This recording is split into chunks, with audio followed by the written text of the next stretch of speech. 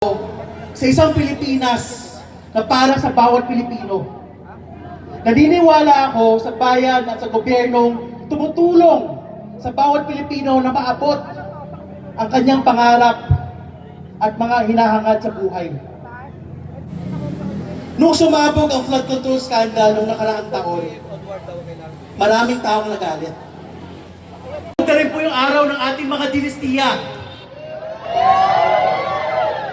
Bakit ba tayo nandito? Nandito ba tayo kasi galit na galit pa rin tayo sa bilyong-bilyong pera ang ninakaw nila sa atin? Nandito ba tayo kasi naniniwala tayo na ibabalik nila ang pera nila na ninakaw nila sa atin? Kulong lahat! Mga kurako! Lahat ng sangkot! Dapat managot! Dapat managot! Lahat ng sangkot!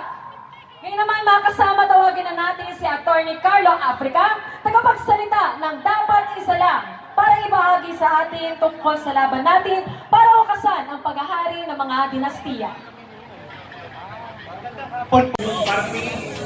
Natutuwa po kami sa inyo dahil sa nangyayari ito. Ito pong pagtitipon ngayon, itong ating sinasagawang aktibidad ay napaka-makasaysayang po ito. Unang-una, akala ng mga kura, yung mga pagkilos natin noong nakaraang taon ay natapos. Po, sumisigaw pa rin ang taong bayan para sa hustisya. At nasa atin, sa sama-samang pagkilos, tapang at pagkakaisa, ang lakas umodo sa mga infra projects.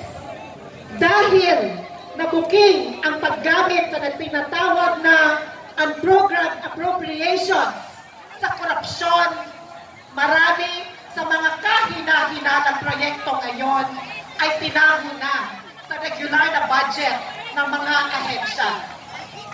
Mayroong mga flood control project na tila pinalitan lamang ang pangalan at ginawang farm-to-market roads.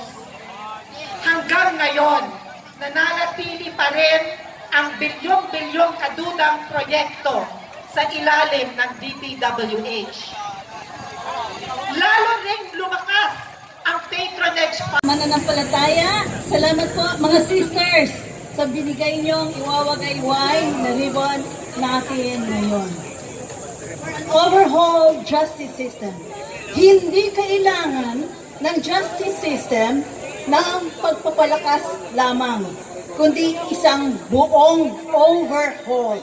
At ang justice system ay hindi pwedeng tagpi-tagping sistema ng pampalubag loob sa injustice, kundi ang pagbibigay ng hustisya sa pinakamalalalim na sugat ng lipunan, mula sa mga sugat sa pamilya hanggang sa malawakang pagnanakaw sa kaban ng bayan at ang pagtraidor ng soberenya ng ating teritoryo. Ang pananakit sa pamilya at pagnanakaw at pagtraidor sa bayan ay kapwa kinokondena ng Diyos. Kaya't gaya ng panawagan ng marami, ang lahat ng nagsimula ng mga trahedyang ito ay kailangang panagutin. Ito po ang simulat sapul na mungkahi ko, ang panunumbalik ng bayang Pilipinas sa Diyos. Dahil walang malakas at malawak na takot sa Diyos, nagnakaw at nagtraidor ang mga makapangyarihan. At gayon din, linapastangan ang mga supling at winasak ang mga pamilya. Dinudurog tayo ng pagkahati-hati dahil sa malalaki at malalalim nating mga kasalanan. Bilang isang movement ng pananampalataya, samahan niyo po ako. Magsumamo tayo sa Diyos. Ama sa langit, humihingi kami ng tawad sa iyo pagkat linapastangan namin ang buod ng pinakamataas mong likha, ang tao na ginawa mo sa iyong wangis. Imbis na tapat na mga siwa sa buong creation, at imbis na busog at kontento sa iyong pagmamahal, nagnakaw at nagtraidor ang madami-dami sa amin. Daan-daang milyon ang ninakaw at ang karapatan namin sa aming teritoryo ay pinagkanulo.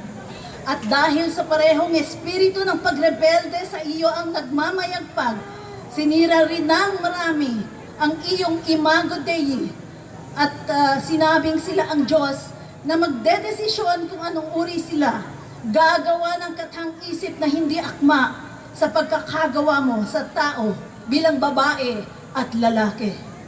Parehong sagrado ang pinag-iingat mo sa amin, ang integridad ng aming mga pamilya at pagkatao, at ang maging mabuting steward sa aming teritoryo at pagbansang yaman.